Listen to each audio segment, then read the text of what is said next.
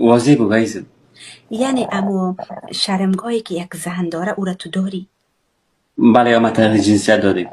خب اینال خودت از نظر تغییر جنسیت در دو حالت خوش استی یا میخوایی که از یک را از دو را خوش استی یا از یک را؟ فقط یک. خب از پشت اصلا خوش نیستی؟ نه خیر، نه. هیچ وقت انجام نشده؟ نه خیر، شده قبلا شده. بله. حالا اما نمیخوایی؟ نه. باز لذت را که یک زن میبره از پیشوی خودتم برده میتونی یا نمیتونی؟ یعنی به ارضا میرسی یا نه؟ فوق العاده زیاد. الا خب زیاد. آکت حال مزیش فهمیدیم که مزیش چی است. یعنی آفرین. اما طفل آورده نمیتونی نه؟ میتونم. یک دانه. او رحیمم شانده شده براتان؟ بله جانم. این رحیم تقریبا قبلا بوده یا؟ تقریبا از ما تداوی میم که مثلا شده $76,000 شده او مای گاد.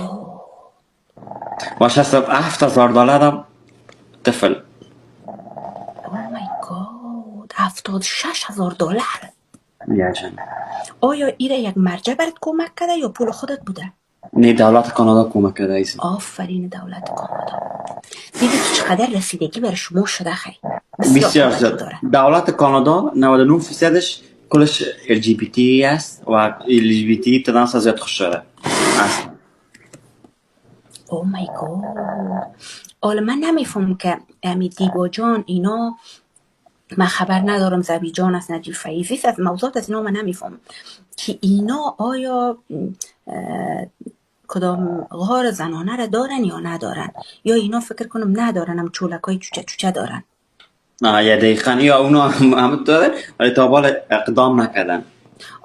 من نمیفهم که آلمان این مصارف رو میپردازه یعنی از این مسئله خبر نداره. آلمان خبر ندارم ولی کانادا هرچی بخوایی کاسینه هرچی بخوایی برات انجام میدن.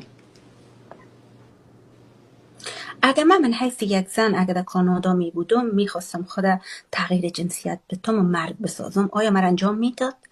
فوق العاده عالی. واو.